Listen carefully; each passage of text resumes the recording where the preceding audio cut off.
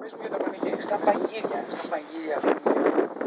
Τότε σαν πούμε, εντάξει, όσοι είχαν κάποια λεφτά, ας πούμε, κάτι ξέρω εγώ, πηγαίνανε, είχε μαγαζί που είχε με ζαπούνες και είχε μαγαζί που ήταν με κλαρίνι και με.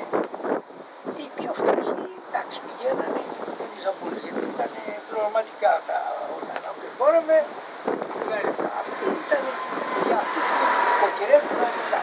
Οι πιο φτωχοί πηγαίνανε στο ζαπούνες. Δηλαδή πληρώνουν πελάτες τους μουσικούς.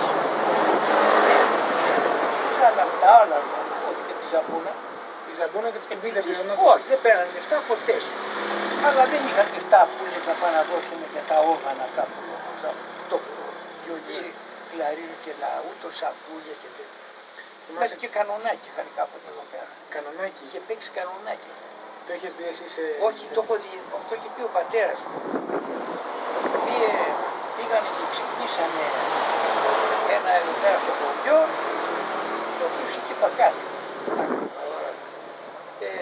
Και πήραμε ένα κανονάκι και άρχισε λοιπόν να λέει αμανέδες αυτό το κανονάκι, ξέρεις, αυτό έχει και από την Ασία, και πιάνει ένας κανονάκι και σπάει όλα τα πιάτα, τα ποτήρια, αυτά. Κάτσε ρε, τι κάνεις.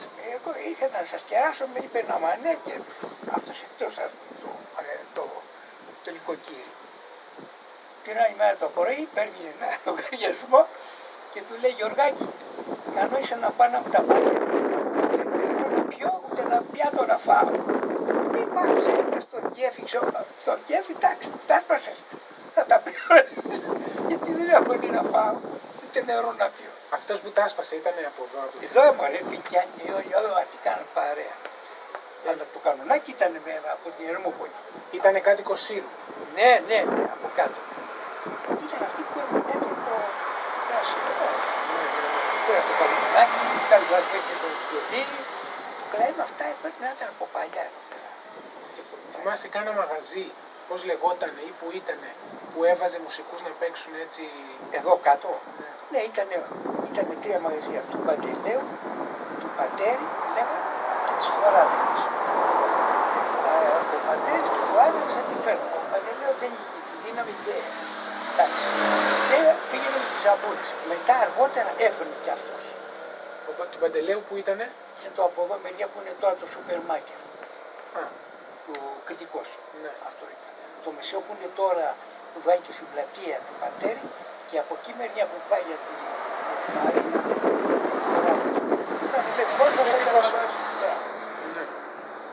Οπότε αν ήθελες να ακούσεις μουσική πήγαινες εκεί πέρα. Ναι, διαλέγανε ο καθένας μας. Με τι αφορμή γινόντουσαν αυτά? Ήταν για τη γιορτή? του Αγίου Παντελεήμου. Όλα τα πανηγύρια εδώ στα πόλη της Καρδίας του στο Βαγισά, το Αγίου Παντελεήμου, το Αγίου Πέτρου, το Αγιανιού, στο Σταυρό απάνω.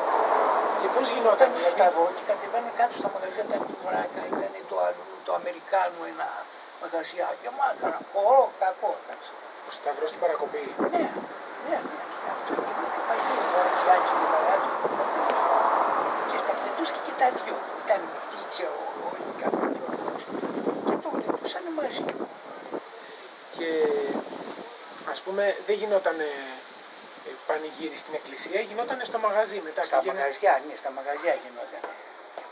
Αυτό που κάναμε τώρα τελευταία εκδηλώσεις στο σχολείο απ' έξω, ξέρω εγώ, σε τέτοιο χώρο, φτιάχνανε αυτό. Ήταν ωραία στο μαγαζιά και πολλές φορές φεύγαν την άλλη μέρα το Αγίου Παντελεήμωνα και πήγαιναν και στα σπίτια να τελειώσουν μέχρι το βράδυ. Του κάνανε και αυτός όλα τα χρόνια. Οπότε είχε το πρωί εκκλησία. Ναι, το πρωί πάντα ήταν η εκκλησία το πρωί, 11 η ώρα ήταν η ψαρτή και τέρμα. Και μετά πήγαιναν, από το απόγευμα ήταν και ο σπίτι.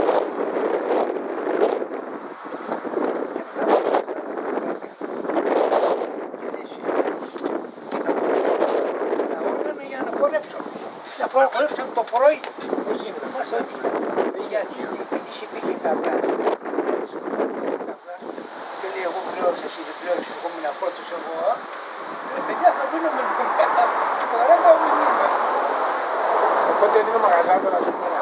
Όχι, η ορχήστρα. Θες μου τώρα... Τι άλλο, είπαμε για το... Για τις αποκρίες είπαμε, Ναι. από τα έθιμα τώρα, έτσι. Ναι, ναι. Τα Μετά- παγύρια. Μετά που δεν τις κρεμούσαν τις τσακούνες. Μετά από ότι όταν υπήρχαν τα όργανα, μιλάμε πολύ παλιά, παίζαν τις ζαμπόνες στα παγύρια. Ναι. Ο Μάρκος ο Βαβακάρης με τον πατέρα του Ζαμπόνη και αυτόν τον Πάκη, και αυτός σχεδιάζει και κάποια τραγούδια, παίζανε στα παγύρια. Και εδώ στα χωριά Και στα χωριά και στην Ερμούπολη είχε κάπου ένα μαγαζί κάτω και στην Άνωση εκεί κάτω. Και μετά από εκεί ήρθαν τα όργανα αυτά και ήρθε και η ροκ μουσική και εκεί τα αποτελειώσαμε. Όπως ακόμα τώρα. πες μου λίγο, εσύ πότε ξεκίνησες?